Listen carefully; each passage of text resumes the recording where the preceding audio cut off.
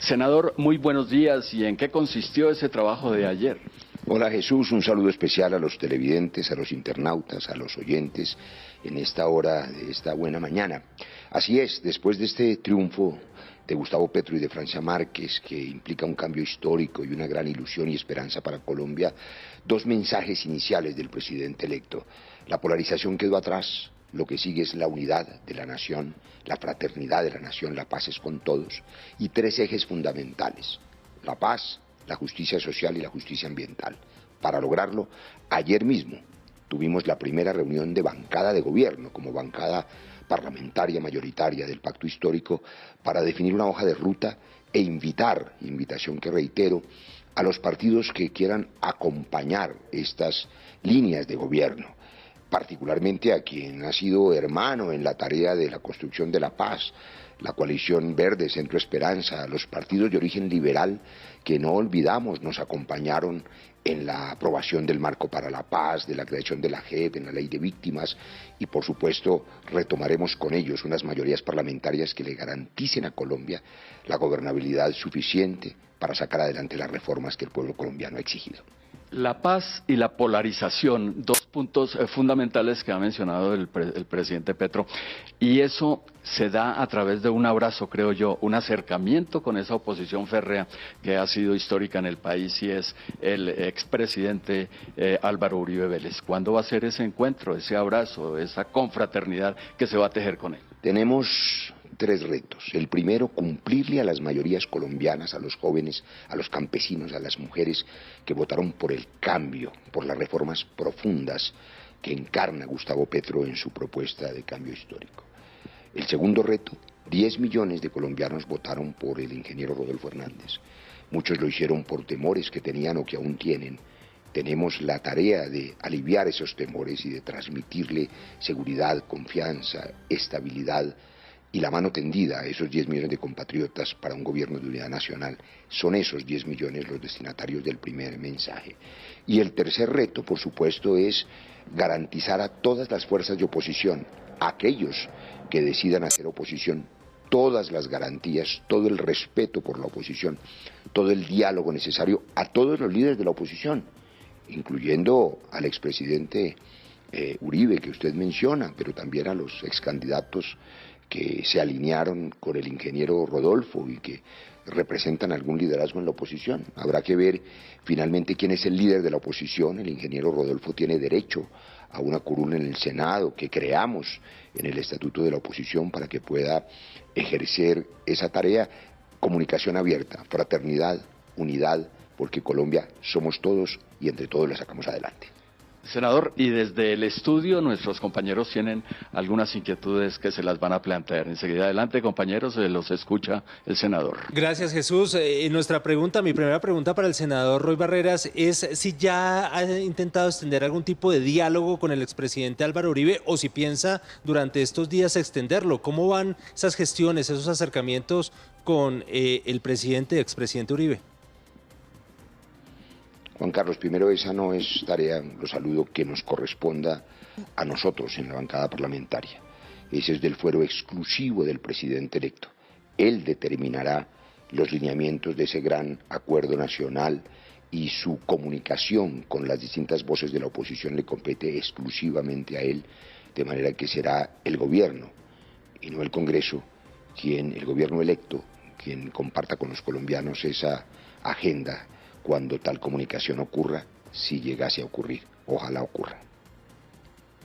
Doctor Roy Barreras, ustedes han hablado mucho, sobre todo hoy lo acabamos de oír a usted hablando de acercar puentes, hablando de tener una actitud mucho más fraterna entre todos, también por supuesto lo que oímos en el discurso del presidente electo Gustavo Petro. Sin embargo, en las redes sociales, en la calle, en la gente, todavía sigue habiendo ese sentimiento, digamos, de rivalidad, de confrontación. ¿Cómo ustedes desde el gobierno van a sanar esas heridas que se profundizaron en sobre todo en esta última fase de la campaña que fue tan dura? Así es, fue una campaña muy larga, muy dura, de mucha pugnacidad. La polarización llevó a radicalismos que por supuesto generan pasiones, pero la campaña terminó, la polarización se acabó, lo que sigue es el destino de Colombia y la responsabilidad nuestra es construir una gobernabilidad que permita hacer esas reformas sociales, ojalá con el concurso de todas y de todos, para todos los colombianos. Yo aprovecho estas amables ondas para transmitirle a los partidos que han defendido la paz, que han construido concordia en el Congreso, aunque no nos hayan acompañado en la elección anterior, el Partido Verde, la Coalición Centro Esperanza, el Partido Liberal, el Partido de la U, el Partido Cambio Radical, seguramente también sectores del Partido Conservador, a que nombren, si no lo han hecho ya, sus compromisarios para sentarnos a trabajar en la construcción de mesas de unidad y de una mayoría parlamentaria que le cumpla a Colombia con las reformas de un cambio seguro. Tengo la certeza de que esos partidos no solamente quieren también el bien de Colombia, la paz de Colombia, sino que quieren garantizar que las reformas sean seguras, sean estables, sean tranquilas. La forma de hacerlo es, por supuesto, acompañarnos en esta bancada mayoritaria parlamentaria cuya tarea nos han impuesto construir y estamos en esa tarea desde ayer. Sí, a propósito, senador, de esa bancada de la que usted habla, comenzó ya la negociación para la conformación de las mesas directivas. Una conformación que va a tener por primera vez a las fuerzas progresistas pues liderando esos espacios en el Congreso de la República. ¿Será usted el presidente del Senado o será el senador Gustavo Bolívar?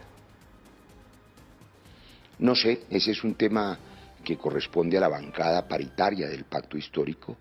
Lo importante es garantizar las mayorías parlamentarias comprometidas con las reformas sociales y, por supuesto, los compañeros, todos los compañeros en el Senado, los compañeros del Pacto y los compañeros de los demás partidos, el 20 de julio votarán y definirán quién puede liderar con experiencia y con garantía ese primer año que es clave, porque en el primer año estarán todas las reformas, incluyendo varias que esperan los colombianos, la reforma política, la reforma del funcionamiento del propio Congreso, la disminución, por ejemplo, de los salarios congresionales, la garantía de que el Congreso trabaje más, le cumpla más a Colombia, la garantía de la presencialidad en las sesiones del Congreso y en los debates, y sobre todo la presentación de esa agenda legislativa robusta que empieza por la reforma agraria, por el Tratado de Escazú en defensa del medio ambiente, por las reformas sociales que están exigiendo los colombianos, por la creación del Ministerio de la Igualdad, en fin.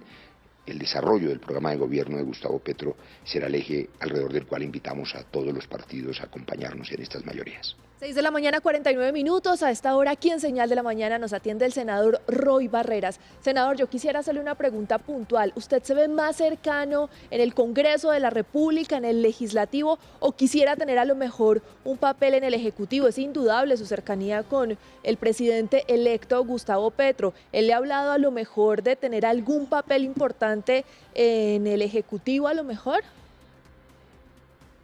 Fíjese que la elección del Pacto Histórico tuvo dos hitos completamente distintos, que cambian la costumbre política. Primero fue la primera lista paritaria, la mitad de nuestras senadoras y representantes son mujeres. Y fue una lista cerrada. Eso determina que el compromiso con los colombianos que votaron nuestra lista es del Pacto Histórico, no es un compromiso individualizado. Lo que permite que si el presidente electo decide llamar a alguno de sus cuadros, a alguna de las senadoras o senadores o representantes a acompañarlo en el gobierno, pueden hacerlo. Pueden ir al gobierno, por supuesto, a cumplir esa tarea allí donde se sea más eficiente para acompañar el éxito del gobierno de Gustavo Petro, que empezará el 7 de agosto y que durará solo 4 años, y hay tanta tarea por hacer que estamos listos a acompañarlo donde el Pacto Histórico y donde el presidente electo decida. Doctor Barreras, hablemos también de ese Ministerio de la Igualdad que estaría encabezado por la vicepresidenta Francia Márquez. ¿Cuáles van a ser esas principales líneas de este nuevo ministerio que entraría a crearse una vez asuma el presidente electo Gustavo Petro? El presidente electo lo ha dicho desde la campaña y lo reiteró en su discurso, en su alocución presidencial el día del triunfo. 3 ejes: la paz, una paz integral que también es la paz entre los colombianos, entre las familias, la paz entre los sectores de opinión, no solo la paz con los grupos armados a quienes trabajaremos para que dejen las armas. La justicia social, que tiene que ver con su pregunta, y por supuesto la justicia ambiental, que implica que lo primero que haremos será rescatar el Tratado de Escazú, que fue congelado y abandonado por el gobierno saliente. Es clave para cumplir la meta de esa justicia social el instrumento de un Ministerio de la Igualdad que garantice, para empezar, que las mujeres, las madres cabeza de hogar, sean reconocidas en su trabajo y tengan un salario mínimo vital, que los jóvenes tengan garantizado su presente y su futuro, lo que implica, por supuesto, la educación pública gratuita, el acceso a la universidad, el acceso al primer empleo, la garantía de un trabajo digno, la formalización laboral, la garantía de la dignificación del campesinado colombiano, eje del que será la propuesta más grande de Colombia hacia el mundo, la agroindustria, la exportación de alimentos, de aire, de agua y de nuestro turismo, que implica una belleza de Colombia y que desarrollado generará empleo, generará crecimiento económico, un crecimiento de la economía con la industrialización y con economías limpias, como ha dicho el presidente electo, como ha invitado inclusive a los gobiernos de América Latina para no depender de la contaminación necesariamente del carbón, del petróleo, sabiendo que habrá una transición, sabiendo que no será el 7 de agosto que se suspenda en Colombia ni en el mundo la minería, pero hay que avanzar hacia unas energías limpias. Mucho por hacer, lo haremos de la mano de quienes nos acompañen en la bancada de gobierno, que espero que también se conviertan en partidos de gobierno o desde su independencia acompañen nuestras iniciativas. Sí, senador, agradeciéndole su tiempo. ¿Ese ministerio se crearía directamente desde el Ejecutivo o tendría que cumplir un trámite en el Congreso de la República? No, hay que crearlo a través de la ley, por supuesto. Hay que presentar un proyecto de ley que seguramente presentará el gobierno y habrá que aprobarlo, de suerte que esa cartera seguramente estará lista como el paquete del primer año de reformas para luego poder implementar su tarea. Sin embargo, sin duda, las entidades que hoy existen y que tienen que ver con esa equidad social, pues sufrirán un cambio importante porque estarán al servicio de la gente y no de las clientelas políticas y no de los clanes ni de los gamonalatos. Ese compromiso, el compromiso de un gobierno para la gente, no para los monopolios, no para los privilegiados, no para las clientelas, empezará sin duda con el liderazgo de Gustavo Petro desde el 7 de agosto.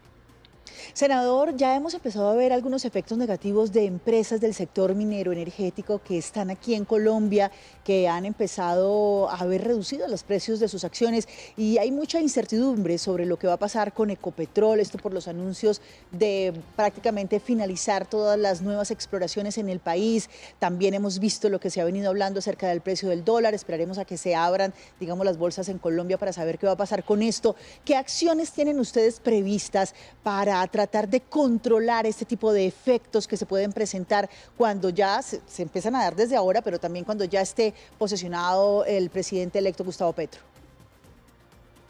Primero, una invitación a todos, también a los medios de comunicación amables como este, institucionales como este, a no avanzar en la construcción de miedos y temores inexistentes. Y permítame hacerle una precisión: no es cierto que por efecto de la elección de Gustavo Petro haya habido disminución de las acciones de Ecopetrol, como sugiere su pregunta, y algunos otros medios, como Portafolio, por ejemplo. En el mundo, Chevron, BP, todas las petroleras, en razón de la inevitabilidad del cambio climático, han bajado sus acciones. En razón de la guerra de Ucrania, por supuesto, han cambiado su composición accionaria y su valor. No es efecto de la elección presidencial. Y una segunda precisión: no puede decirse que se finalizarán las nuevas exploraciones. No se finaliza lo que no ha empezado. Es todo lo contrario. La exploración petrolera ya contratada continuará. La explotación petrolera continuará. Esta es una tradición, una transición de por lo menos 10, 12 años. de la que depende el futuro del planeta, de los hijos, de los nietos. No solamente el empleo de quienes hoy trabajan en la industria minera, es la vida de quienes trabajan, de sus hijos y sus nietos, porque el planeta no aguanta más calentamiento. Pero en la próxima década la gente tendrá asegurado su trabajo. Y quienes producen energía, los mineros del carbón, por ejemplo, lo que son es empresarios de la energía. El Estado tendrá que ayudarlos a convertirse en empresarios de la energía renovable, de la energía eólica, de la energía solar. Por supuesto que esa transición es una tarea de cualquier gobierno responsable y será liderada, lo dijo Gustavo Petro, el presidente electo, además como una voz que invite al mundo a avanzar hacia la salvación de la especie y del planeta. Todas las especies se extinguen, la especie humana también, y el principal riesgo que tiene, lo han dicho todos, es el cambio climático. Sobre eso hay que trabajar y tenemos ese compromiso. Senador Barreras, agradeciéndole también su tiempo y por respondernos todas estas preguntas, ¿qué va a pasar con la relación entre el nuevo gobierno del presidente Gustavo Petro y las fuerzas militares, teniendo en cuenta que durante la campaña la reserva activa se decantó por el candidato Rodolfo Hernández? ¿Cómo tratar de suavizar esas relaciones tanto con la reserva activa como con los militares en ejercicio? ¿Cómo será esa conformación de la cúpula militar? ¿Cómo se la imaginan ustedes allí en el pacto histórico? 4 precisiones. La primera es mi deber insistir en que eso es del fuero exclusivo del presidente. Él tomará decisiones. Pero 3 precisiones institucionales. No puede decirse que cómo será la relación entre el gobierno y las fuerzas militares. Las fuerzas militares son parte del gobierno, sin duda. Están subordinadas a la Constitución, subordinadas al gobierno, subordinadas al jefe de Estado. No es una relación con otros, son parte del gobierno. Y por supuesto, la reserva activa, que son hoy militares retirados, pensionados y jubilados todos, gracias al esfuerzo de los colombianos, pues son civiles que tienen derecho a opinar y se comportan como una fuerza política, activista y partidista. A ellos, como a todos los activistas de la oposición, respeto y por supuesto la invitación a que nos acompañen a una tarea fundamental que es parar la matanza, parar la guerra, parar la persecución, la represión brutal, dejar la muerte de líderes sociales y ambientales y que eso pare de una vez por todas para que los colombianos dejemos de matarnos. Solucionar esa maldición del narcotráfico implica decisiones de Estado internacionales, liderarlas a nivel internacional, pero también tener claro que esta es una guerra en la que Colombia pone los muertos y los consumidores ponen la nariz para meterse la cocaína. Hoy en el mundo la marihuana está legalizada casi en todas partes. Aquí seguimos poniendo los muertos en una guerra que solo beneficia a las mafias criminales que se enriquecen y con ese dinero corrompen la política y asesinan líderes sociales. Es una tarea fundamental que hace parte de la seguridad y de la paz. En toda esa tarea y en el orden público y la seguridad en las ciudades, el liderazgo del nuevo gobierno estará claro. Unas fuerzas armadas legítimas con un mensaje preciso que el presidente electo ha reiterado. Los ascensos, a propósito de su pregunta por cúpulas militares, deben ser por mérito y no por amiguismo político ni por filiación a los partidos políticos de derecha. Y ya senador, para finalizar, sí, senador, esta entrevista, ¿o hay otra pregunta ya? Por favor, sigan. Sí, rápidamente, Jesús, ayer el pacto histórico se reunió y obviamente hablaron de muchos temas. Uno de ellos fue la conformación, la posible conformación del gabinete a la presidencia. Claramente quienes van a acompañar al presidente electo Gustavo Petro, se mencionaron varios nombres, se habla de Rudolf Homs, obviamente Alejandro Gaviria, José Antonio Campo. ¿Qué otros nombres se tocaron allí? Incluso hay medios de comunicación que han dicho que Ricardo Roa podría ser el próximo ministro de Minas o incluso presidente de Ecopetrol. ¿Cuáles nombres nos puede dar, senador Roy Barreras? Por favor, ayúdenos con nombres aquí en Señal de la Mañana. Ningún nombre se discutió ayer en la bancada parlamentaria porque eso es del fuero exclusivo del presidente. Respeto absoluto por las opiniones del presidente. No tenemos injerencia alguna ni opinión ninguna sobre las decisiones del presidente en la conformación de su gabinete. Ese es un asunto del gobierno.